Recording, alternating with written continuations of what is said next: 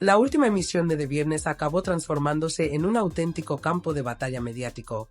Una de esas noches que empiezan con tono aparentemente rutinario y terminan convertidas en un espectáculo cargado de tensión, reproches y confesiones que no dejan indiferente a nadie. Lo que se vivió no fue simplemente un intercambio de opiniones, sino una cadena de intervenciones que, poco a poco, fueron elevando el nivel hasta rozar lo explosivo. Nada más arrancar el bloque más controvertido, ya se percibía que el ambiente estaba lejos de ser relajado. Había expectación, cierta incomodidad en las miradas y una sensación de que algo importante iba a suceder. Y así fue. Aunque antes del gran estallido hubo un aperitivo breve, casi fugaz, pero lo suficientemente intenso como para marcar el tono de lo que vendría después. Carmele tomó la palabra durante unos instantes muy medidos, pero cargados de intención, y dirigió sus críticas hacia Kiko Matamoros sin ningún tipo de suavidad. No necesitó extenderse demasiado. En apenas medio minuto dejó caer insinuaciones muy contundentes sobre su comportamiento, generando un murmullo inmediato tanto en el plató como entre la audiencia. Sin embargo, aquello no fue más que la antesala. El verdadero punto de inflexión llegó cuando intervino Ángela Portero. Su entrada en escena cambió por completo la dinámica de la conversación. Con un tono firme y sin rodeos, puso sobre la mesa lo que, según ella, era una contradicción evidente que no podía pasarse por alto. No se trataba solo de opiniones, sino de coherencia. Y fue precisamente ahí donde centró su discurso. Ángela señaló directamente a Makoke, cuestionando la forma en la que estaba abordando dos situaciones que, a su juicio, guardaban paralelismos claros. Por un lado, las acusaciones hacia su expareja, descrito con términos que, aunque no explícitos, apuntaban hacia comportamientos muy graves. Por otro, la defensa férrea de su pareja actual, pese a que sobre él también pesan denuncias por hechos similares, aún pendientes de resolución judicial. Esa comparación fue como encender una mecha. A partir de ese momento, el debate dejó de ser superficial y se convirtió en un intercambio mucho más profundo, incómodo y, por momentos, tenso. Carmele volvió a intervenir para reforzar la idea de que ciertas actitudes descritas encajan con patrones reconocibles de maltrato, aunque midiendo cada palabra con cautela. No hacía falta una acusación directa. El mensaje estaba implícito y todos lo entendieron. Makoke, visiblemente afectada pero intentando mantener la compostura, respondió defendiendo su postura. Insistió en que su historia personal no podía compararse con otras, que hablaba desde una experiencia de muchos años y que su intención no era en ningún caso señalar a nadie injustamente. Subrayó con firmeza que condena cualquier forma de violencia y que jamás justificaría algo así. Pero, al mismo tiempo, dejó claro que confía plenamente en su actual pareja, asegurando que lo que ha salido a la luz sobre él son mensajes sacados de contexto y que, en realidad, existe una comunicación mutua entre ambas partes que cambia por completo la interpretación de los hechos. Fue precisamente ese argumento el que Ángela Portero utilizó para intensificar su crítica. Porque si se acepta la idea de que unos mensajes pueden estar descontextualizados y ser fruto de una interacción recíproca, entonces, según su razonamiento, ese mismo criterio podría aplicarse también al relato sobre Kiko Matamoros. Y ahí es donde la conversación se volvió especialmente incómoda, porque dejaba en evidencia una posible incoherencia difícil de sostener públicamente. El ambiente en el plató era cada vez más denso. Las interrupciones se sucedían, las miradas eran cada vez más tensas y la sensación de que nadie quería ceder terreno se hacía evidente. Pero cuando parecía que el debate ya había alcanzado su punto más alto, ocurrió algo que terminó de sacudirlo todo. Una llamada telefónica irrumpió en directo. Al otro lado de la línea, una mujer que se presentó como expareja de Kiko Matamoros decidió intervenir. Su voz transmitía nerviosismo, incluso cierta fragilidad emocional, pero también determinación. Explicó que no podía quedarse callada después de escuchar todo lo que se estaba diciendo y que sentía la necesidad de aportar su experiencia. Desde el inicio de su intervención quiso dejar una idea muy clara, casi como una línea roja que no quería que se cruzara ni se malinterpretara. Afirmó con rotundidad que nunca había sufrido agresiones físicas.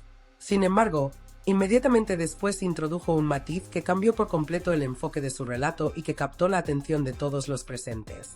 Explicó que, en su experiencia, el daño dentro de una relación no siempre adopta formas visibles o evidentes, que no todo se reduce a lo físico y que existen otras maneras, más sutiles pero igualmente profundas, de generar sufrimiento. Ese planteamiento abrió la puerta a un testimonio mucho más complejo. A partir de ahí, comenzó a reconstruir una serie de vivencias que definió como emocionalmente difíciles, situaciones que, según sus palabras, la fueron desgastando poco a poco sin que, en muchos casos, supiera muy bien cómo reaccionar en el momento.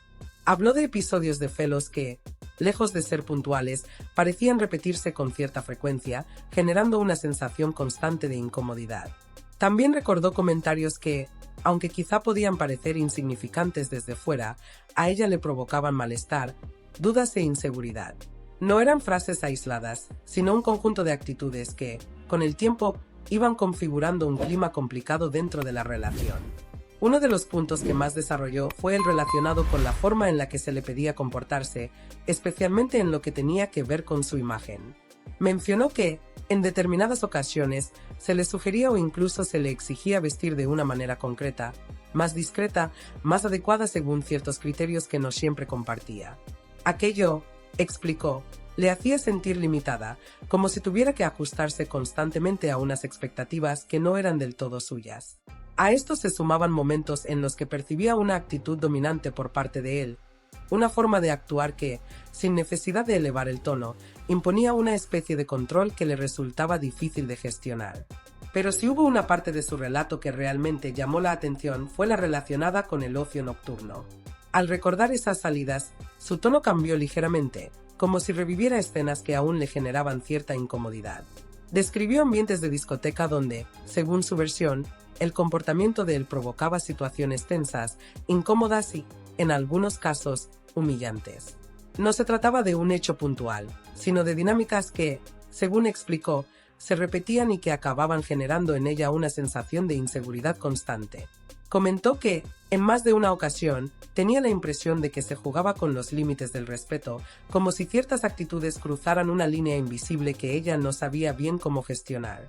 Habló de momentos en los que se sentía desubicada, sin entender del todo lo que estaba ocurriendo a su alrededor, especialmente cuando entraban en juego terceras personas.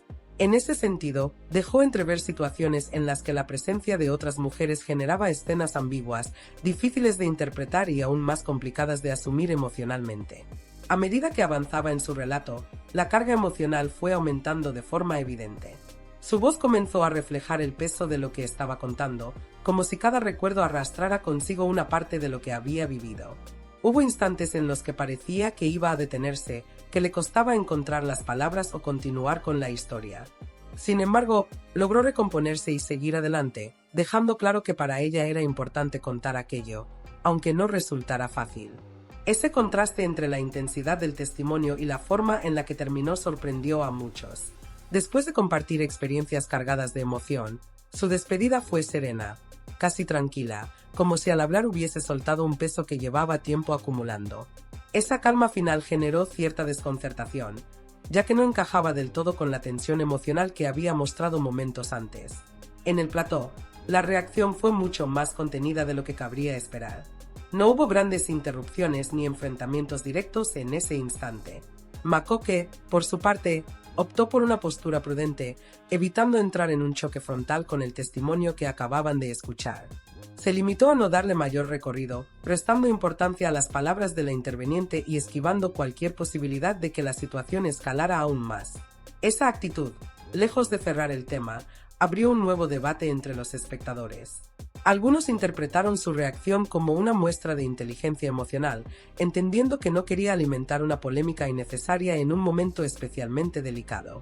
Otros, sin embargo, lo vieron como una estrategia para evitar enfrentarse a un relato incómodo que podía generar más dudas que certezas.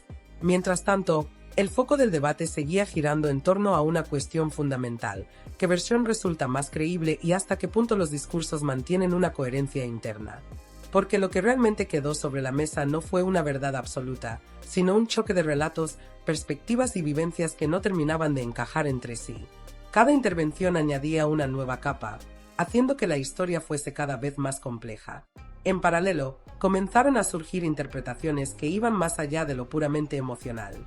Algunas voces apuntaron a que todo lo ocurrido podía responder también a una estrategia, a una manera de redirigir la atención hacia un terreno más sensible y emocional.